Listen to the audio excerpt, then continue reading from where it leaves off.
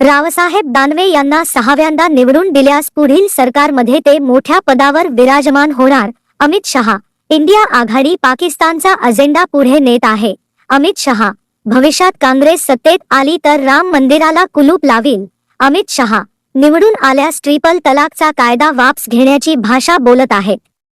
उद्धव ठाकरे सत्तेसाठी अशा लोकांसोबत बसले. अमित शहा. जिल्ह्यातल्या देवस्थानाला अमित शहांनी प्रणाम करून भाषणाला सुरुवात केली. सरदार पटेल आणि स्वामी रामानंद तीर्थ यांनी मराठवाड्याला निजामातून मुक्त केलं होतं म्हणून त्यांनाही अमित शाह यांनी प्रणाम केलं. जालन्याच्या जनतेनं ठरवायचं हा देशा कोणाच्या हातात द्यायचा. इंडिया आघाडीनं 12 लाख करोडचा घोटाळा केला. 12 लाख करोडचा भ्रष्टाचार करणारी इंडिया आघाडी राहुल गांधींच्या नेतृत्वात आहे. आमच्यावर कुणी 25 पैशांचाही आरोप करू शकत नाही. गरमीच्या दिवसात गायक आणि थायलंडच्या सुट्टीवर जाणारे राहुल बाबा यांच्या हातात देश द्यायचा का, असा भाषणाच्या सुरुवातीलाच अमित शाह यांनी सवाल करून काँग्रेसवर हल्लाबोल केला. पुढे बोलताना शाह म्हणाले की एकही दिवस सुट्टीन घेतलेले मोदी आहेत, मग तुम्ही ठरवा कोणाला निवडून द्यायचं, हे तुम्हीच ठरवा. मोदींनी या देशाला समृद्ध केलं, जगात देशाचा सन्मान वाढवला. या काँग्रेसवाल्यांनी वर्षानुवर्ष राम मंदिराचं काम थांबवून ठेवलं, मात्र मोदीजींनी करून दाखवलं. प्राणप्रतिष्ठाचं निमंत्रण दिलं, मात्र इंडिया आघाडीच्या नेत्यांनी वेगवेगळे कारण सांगून राम लल्लाच्या प्राणप्रतिष्ठेला आले नाही. आता सोमनाथ मंदिर ही सोन्यानं बनवण्याचं काम सुरू आहे. जालन्याचे बच्चा काश्मीरसाठी जीव देऊ शकतो. अशात इंडिया आघाडीवाले 370 कलम सांभाळून बसले होते, मात्र मोदींनी ती हटवली. त्याचप्रमाणे मोदींनी आतंकवाद आणि नक्षलवाद संपवून टाकला. इंदिरा गांधी म्हणून गेली गरिबी हटाव, मात्र एकाही काँग्रेसवाल्यांना गरिबी हटवता आली नाही. मात्र 80 करोड गरिबांच्या घरी मोदीजींनी राशन पाठवलं. कोरोना काळात मोदीजींनी 130 करोड नागरिकांना मोफत लसीकरण करून सुरक्षित केलं. औरंगाबादचं नामकरण छत्रपती संभाजीनगर केलं. उद्धव ठाकरेंना विचारा, ज्यांनी नामांतराला विरोध केला त्यांच्याकडे ते सत्तेसाठी पडून आहेत, जे पाकिस्तानचा अजेंडा पुढे नेत आहेत. भविष्यात जर काँग्रेस सत्तेत आली तर हे राम मंदिराला कुलूप लावतील. इंडिया आघाडी जिंकली तर त्यांचा पंतप्रधान कोण असेल हे त्यांनाच माहीत नाही. त्यांच्याकडे पंतप्रधान पदाचा चेहरा नाही, नीती नाही, तसेच कार्यक्रम सुद्धा नाही. आमच्याकडे देशासाठी पुढील 25 वर्षाचा कार्यक्रम आहे. नरेंद्र मोदींना पंतप्रधान बनवणं म्हणजे पाकिस्तानला जशाच तसं उत्तर देणं होय.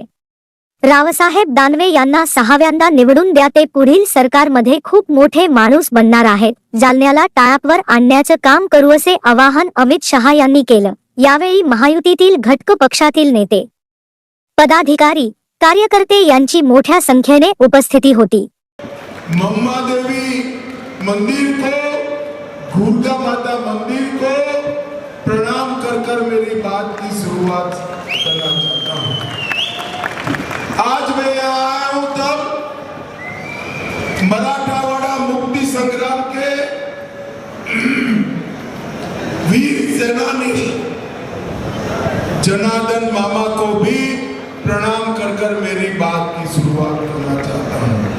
भाइयों बहनों, जब मराठावाड़ की इस धरती पर आया हूं तब सरदार पटेल और स्वामी रामानंद तीर्थ को भी प्रणाम करना चाहता हूं, जिन्होंने निजाम के पंजे से हमारे मराठावाड़ा को मुक्त करने का काम किया. भाइयों बहनों, आने वाला चुनाव देश के लिए बहुत महत्वपूर्ण चुनाव. 2 खेमे लगे हैं, दोनों खेमों में सेनाएं सजी हुई है और देश की जनता ने, जालना की जनता ने ये तय करना है कि अगले 5 साल तक ये देश किसके हाथों में रहेगा, किस पार्टी के हाथ में रहेगा, किस नेता के. भाइयों और बहनों, एक और ये इंडिया अलायंस है. 12 लाख करोड़ के घपले, घोटाले, भ्रष्टाचार करने वाला इंडिया अलायंस अभी उनके मंत्री के यहाँ से करोड़ रुपया कैश कांग्रेस के एक एमपी के यहां से 350 करोड़ रुपया पकड़ा गया था। ममता जी के मंत्री के यहां से 50 करोड़ रुपया पकड़ा गया था। और कल झारखंड मुक्ति मोर्चा के मंत्री के पीए के यहां से 30 करोड़ रुपया। 10 साल में 12 लाख करोड़ के घपले घोटाले भ्रष्टाचार करने वाला ये इंडी अलायंस राहुल बाबा के नेतृत्व में। और दूसरी ओर 23 साल से मुख्यमंत्री और प्रधानमंत्री रहने के बावजूद जिनके खिलाफ 25 पैसे का आरोप कोई नहीं लगा सकता, ऐसे हमारे नेता नरेंद्र मोदी। ये दोनों के बीच में जानना वालों आपको तय करना। एक और थोड़ी गर्मी बढ़ते ही बैंकॉक और थाईलैंड छुट्टी पर जाने वाले राहुल बाबा है। और दूसरी ओर 23 साल से एक दिन भी की छुट्टी लिए बगैर भारत माता की सेवा में लगे हुए नरेंद्र मोदी। ये दोनों के बीच में आपको चुनाव। आज मैं यहां आया हूं तब राव साहब को दिया हुआ आपका एक एक वोट, उनके नाम के सामने जो कमल निशान है उस पर दिया हुआ एक एक वोट सीधा नरेंद्र मोदी को तीसरी बार प्रधानमंत्री बनाने के काम में होंगे। भाइयों बहनों, नरेंद्र मोदी जी ने इस देश को सुरक्षित बनाया, समृद्ध बनाया, आगे बढ़ाया, दुनिया में देश का सम्मान बढ़ाने का काम कि भाई ये पाकिस्तान राहुल बाबा का समर्थन क्यों कर रहा है। मैंने पत्रकार को कहा, मोदी जी सर्जिकल स्ट्राइक और एयर स्ट्राइक करते हैं, राहुल बाबा सवालिया निशान उठाते हैं, मोदी जी नक्सलवादियों को, आतंकवादियों को मारते हैं, राहुल बाबा सवाल उठाते हैं, मोदी जी सीए लाते हैं, ये कहते हैं हम सीए वापिस ले लेंगे। और इसलिए पाकिस्तान का पूरा एजेंडा अगर भारत में कोई आगे बढ़ाता है तो ये राहुल गांधी की कांग्रेस पार्टी बढ़ाती है। भाइयों बहनों, कांग्रेस पार्टी।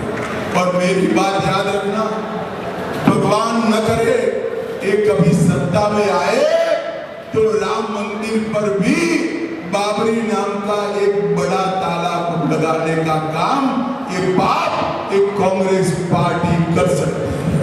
भाइयों बहनों, ये इंडी अलायंस के नेता, उनका कोई नेता ही नहीं।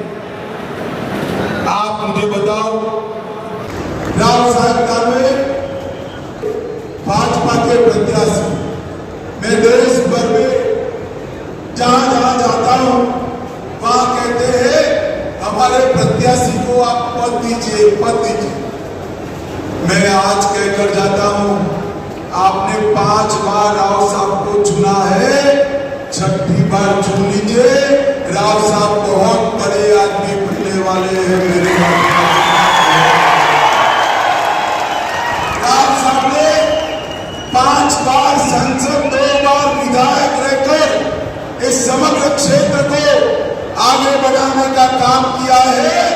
6ठी बार सांसद बना दो, जालना को सभी मत क्षेत्र में टॉप पर लाने का काम